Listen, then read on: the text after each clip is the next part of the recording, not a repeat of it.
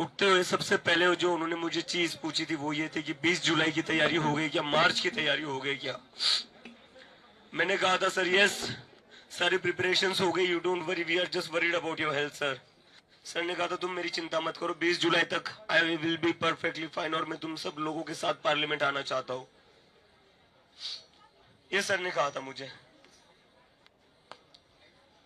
I didn't want to go to hospital, उनको parliament march करना था। लेकिन जो ये पुलिस वालों ने आज किया है, He was not a criminal, जैसे आप उनको छुपा कर लेकर गए शीट्स के अंदर।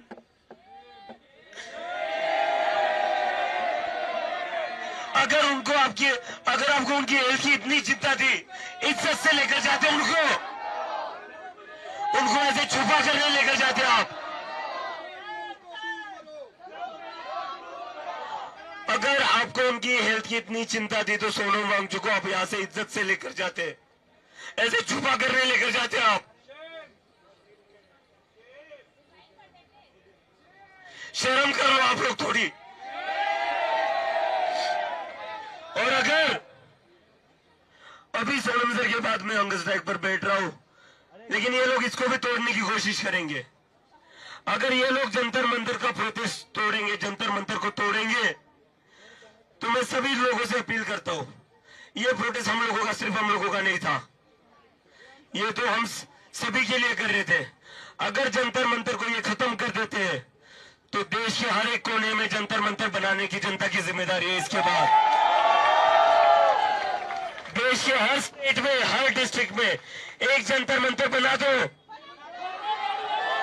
और वहां पर वैसे ही प्रोटेस्ट करना जैसे यहां पर 1 महीने से चला आ रहा था, वहां पर वैसे ही प्रोटेस्ट करना जैसे सोनम सर यहां पर खुद सफर करके 20 दिनों से बैठे हुए थे।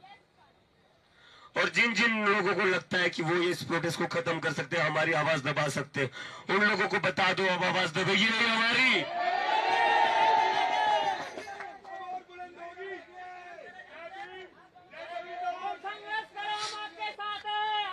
और मैं फिर से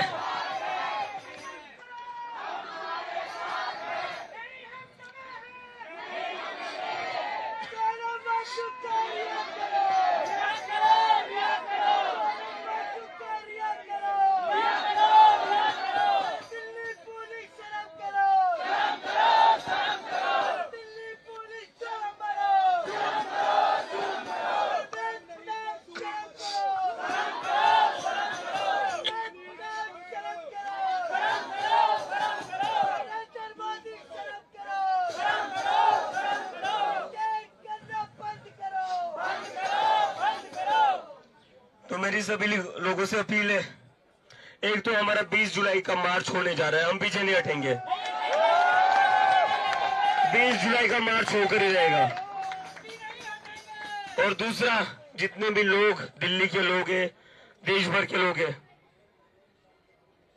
अगर आज भी आप जंतर मंतर नहीं आते हो ना, तो कुछ नहीं हो सकता इस देश का। इस देश का कुछ नहीं हो सकता। फिर अगर आज भी आप अपने घरों से बाहर निकलकर जंतर मंतर नहीं आओगे तो कुछ नहीं हो सकता। सोनम सर ने जो 20 दिन तक अनशन करके अपनी जान दांव पर लगाई थी, जो इतने पेन में थे, इतने दर्द में थे, वो किस चीज के लिए थे वो? अगर आप आपके घर से निकल कर नहीं आ सकते तो वो जो उनका जो भी सैक्रिफाइस था ना, उस सैक्रिफाइस का कोई मतलब नहीं है।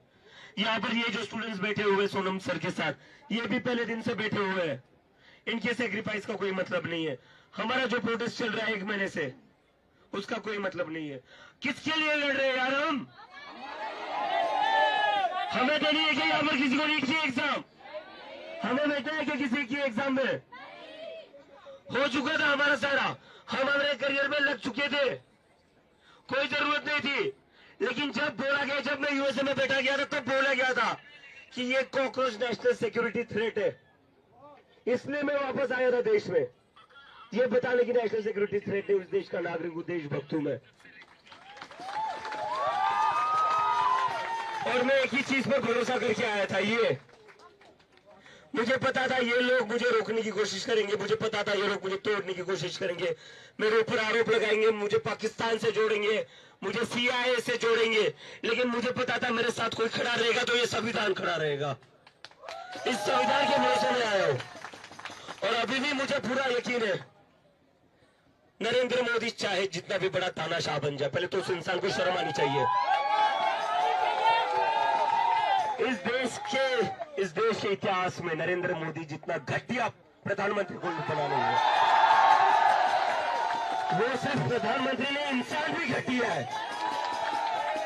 ऐसा घटिया इंसान है कि बच्चों को लाठीचार्ज करता है, बच्चों पर लाठीचार्ज करता है। इतना घटिया इंसान है, इतना घटिया, आज तक के इतिहास में इतना घटिया प्रधानमंत्री भारत को मिला नहीं। ये हमारे देश के लिए शर्म की बात है कि नरेंद्र मोदी प्रधानमंत्री है। इस देश को बहुत महान नेता मिले, इस देश को बहुत महान प्रधानमंत्री मिले, लेकिन नरेंद्र मोदी की वजह से प्रधानमंत्री की कुर्सी का अपमान हो रहा है। और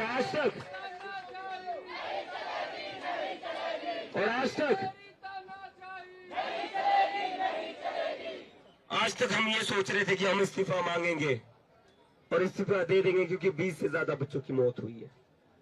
हमें लग रहा था इसकी जिम्मेदारी फिक्स करेंगे, लेकिन इन्होंने बता दिया ये कितने कमीने लोग हैं। इन्होंने दिखा दिया इनको किसी की जान की परवाह नहीं है। 20 से ज्यादा बच्चों की मौत हो गई और ये एक्शन किस पर लेते हैं? ये एक्शन लेते हैं सोनम वांगचुक पर। ये एक्शन किस पर लेते हैं? जो यहाँ पर स्टूडेंट्स बैठे हुए हैं, जिन बच्चों के लिए न्याय मांग रहे हैं, उन पर एक्शन लेते हैं, उन पर लाठीचार्ज करते हैं। नरेंद्र मोदी, धर्मेंद्र प्रधान, क्या लगता है तुम्हारा? क्या लगता है? क्यों बचा रहे हो धर्मेंद्र प्रधान को इतना? क्या लगता है वो तुम्हारा? क्या देता है वो तुम्हें ऐसा?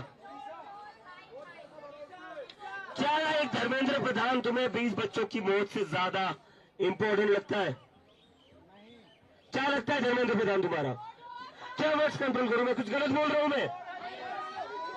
सोनम सर को यहां से उठाकर लेकर के, घुसखोरों की तरह उठाकर लेकर के, जैसे गुंडे और क्रिमिनल्स अरेस्ट किडनैप करते हैं लोगों को, वैसे इस पुलिस ने बर्ताव किया है सोनम सर के साथ।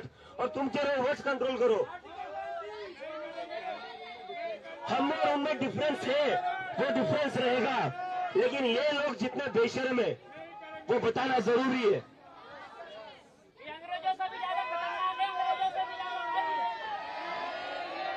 और अभी तक और क्या मैं अपने वश क्या करूं? पुलिस खुद सोनम वांगचुक को गालियां देते हुए चली गई है। सोनम वांगचुक के साथ गाली गलौज की है पुलिस ने।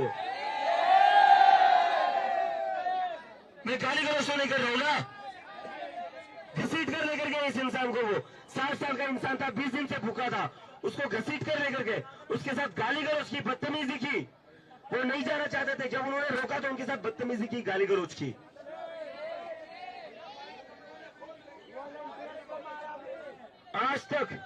आज तक हम सिर्फ धर्मेंद्र प्रधान का इस्तीफा मांग रहे थे, लेकिन नरेंद्र मोदी अब बारी तुम्हारी है। अब बारी नरेंद्र मोदी की है।